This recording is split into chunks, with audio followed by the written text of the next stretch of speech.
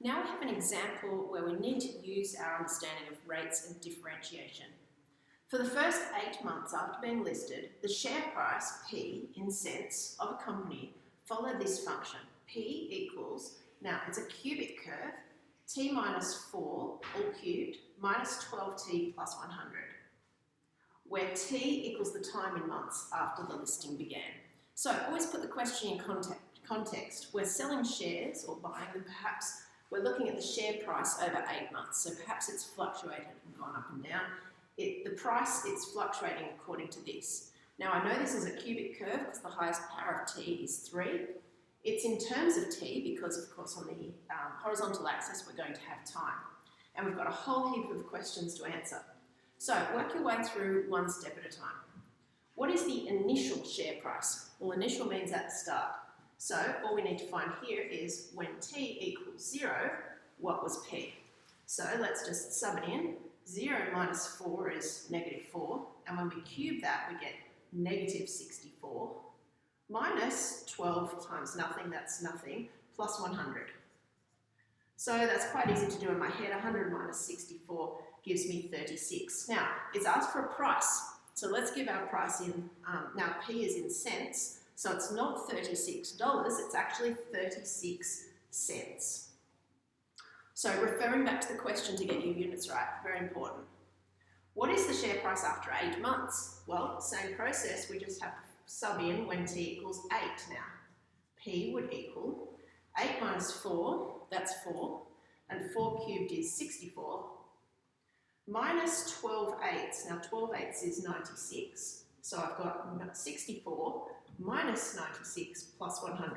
Chuck that into your calculator, or if you want to break it up so it's easier to do, I'm going to start with 100, subtract my 96, that gives me 4. That's very easy to add to 64, and I get 68.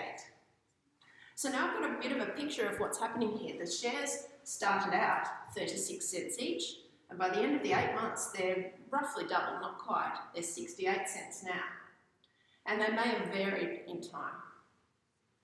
What is the rate of change of the price? Now, it hasn't asked us for the average rate of change. They actually asked us that down here. If they don't specify, it's the instantaneous rate of change. So what we're looking for here is to differentiate P with respect to T. Because dp dt will tell us what the rate of change is of P over time. So all we need to do is differentiate. Now, we can do it one section at a time. We need to use a little chain rule here, and then we can do these terms one bit at a time. So dp dt, I prefer this than just p dash or something because it reminds me what I'm differentiating with respect to. Now to differentiate this first term, let's bring the 3 out the front, differentiate what's in the brackets, that's 1, that comes out the front, we've still got 3 out the front. And then I can rewrite what's in the brackets, reducing the 3 to a 2. Nice quick way to do the chain rule in your head, minus 12. Okay, that is the rate of change of the price. Now, can you leave it like this? You could do. Would it be useful to perhaps expand it out and simplify it? Well, I'm going to, just to see if it can get any neater. So, to make sure I don't make any mistakes, I'm going to expand the t minus 4 squared separately. And then do an extra line of work, and just to make sure I don't mess it up, I've got 3 lots of t squared. I've got 3 times minus 8t, that's minus 24t. And I've got 3 times 16, that's 48, minus my 12, that gives me 36. So I like this version here because I can see that if I'm going to need to do something with it, all of these terms have 3 in common. I'm probably going to be able to factorise this, which might be more useful than this form. I can use it in this form. As soon as I've got to let it equal 0, we'll do it both ways so that we can see what's easier. So that was this question here. All right, for our next question, what is the rate of change of the rate of change? Right, I have to differentiate for a second time now. It doesn't matter too much. I can do this version or I can do this version. I'm going to do this one because one term at a time looks easier to me.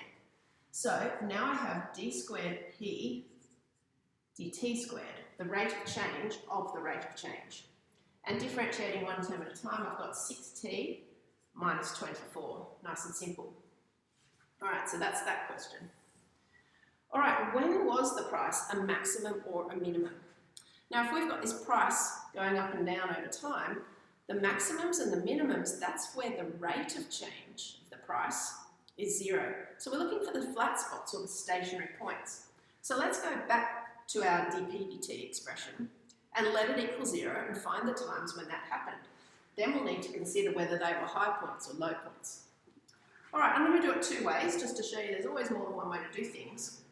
Let's work over here. I don't know if you guys can see that well enough. Just turn it over a bit.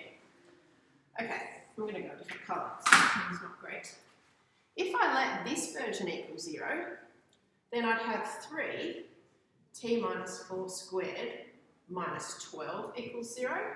I can very quickly and easily put the 12 on the other side by adding 12 to both sides, and then I can divide both sides by 3, and then I can take the square root of both sides.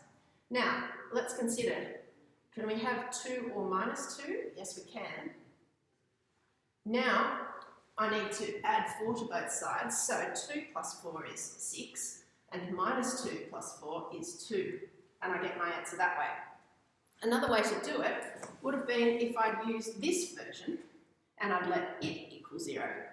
Now, if I let this equal 0, I can see straight away that I can divide everything by 3, including the 0, which will still be 0. So in this case, I would have had t squared minus 8t plus 12. Now I need factors of 12 that add to minus 8, so I can see t minus 2 and t minus 6 will work. So I can quickly and easily find that t must be 2 or 6. Now, it doesn't matter which way you go there, see, you'll get the same thing. So if you're wondering at what point to tidy up your expression, feel free to leave it a certain way until you start to work with it, and you might spot a shortcut later. There's plenty of flexibility. Now, we're going to need a little bit more board space here. When was the price a maximum or a minimum? Well, we know when, after 2 or 6 seconds. But we don't know if it was a maximum or a minimum here, so we should find out. Now, how do we do that? We'll need to sum in these values of t back in to see what the price was. Because one of the prices will be a high, and one of the prices will be low, and that will be a good way of telling what's going on. Okay, so when t equals 2, the price is 2 minus 4 is negative 2. Cube that, and you get minus 8. Minus 24, minus 8 minus 24 is minus 32. And then when we add 100, we're going to get 68. 68 cents, that's what we're finishing on. So apparently that was a high point or a low point. I'd say it'll be a high point because it's higher than this. And we can see that when t equals 6, the price is going to be 4 is 2. 2 cubed is 8. Minus 72, so I've got 8 minus 72 plus 100. So 100 minus 72 is 28, plus 8 is 36.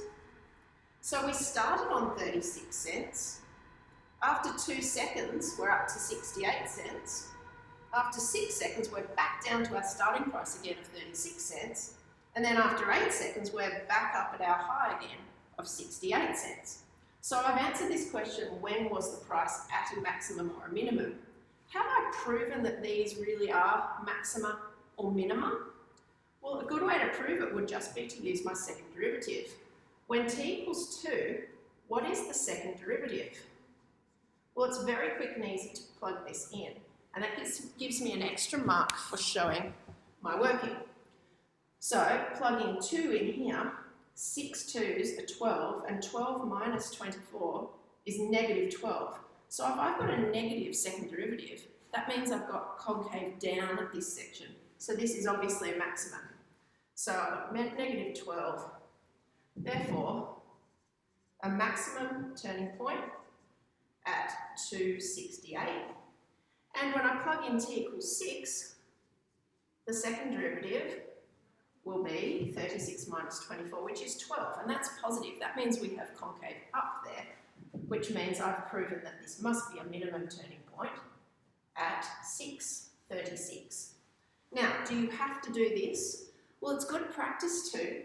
I can tell that this is probably a high because it's a higher price than this one, but we want to be really thorough with proving our points.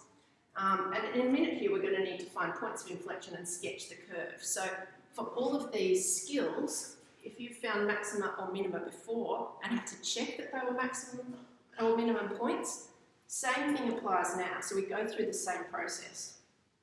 So find any points of inflection and sketch the curve. Well, a point of inflection is going to occur when the second derivative equals 0. That'll give me a possible point.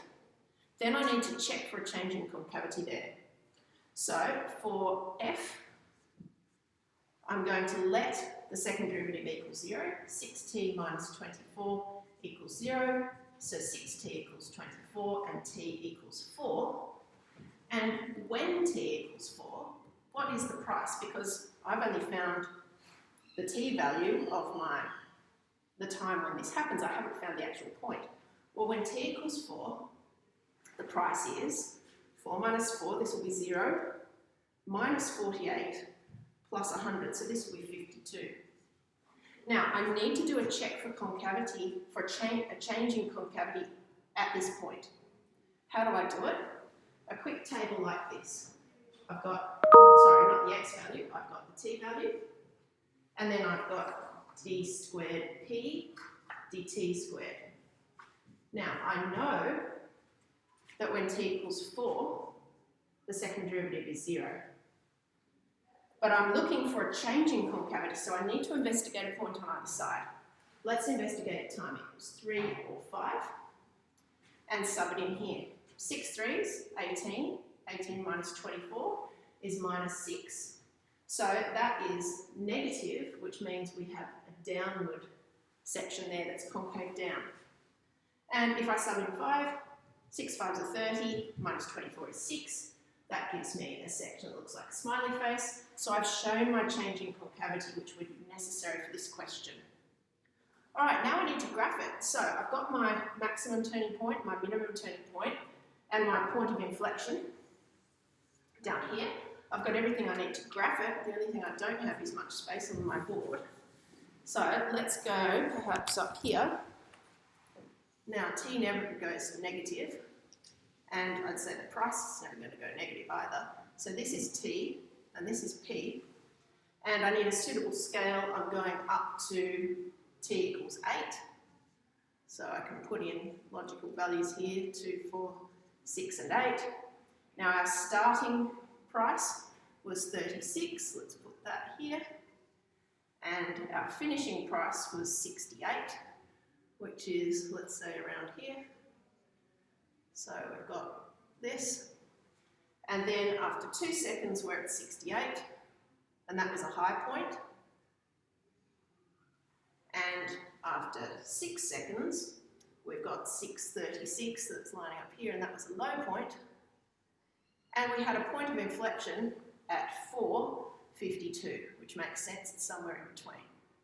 So I've got something like this, just make a nice smooth curve, and then I can label my points 4:52, 2:68, and 6:36, and even my end point 8:68. Okay, and now I have a curve showing the price. All right, describe the behaviour of the share price in intervals. Well, it makes sense to break it up in intervals and just look at the concavity.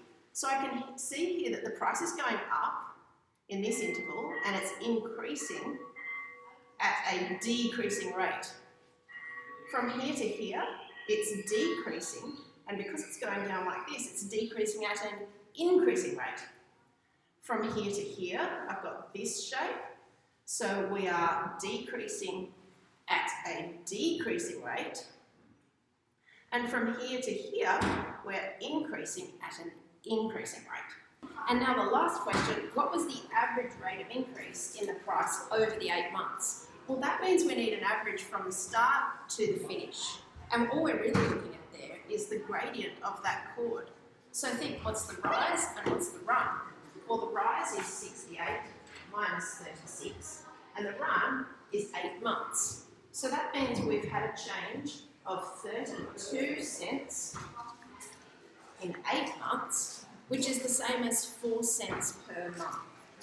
So 4 cents per month. And again, once you get that answer of 4, just double check back in your question to check that your units are cents and months.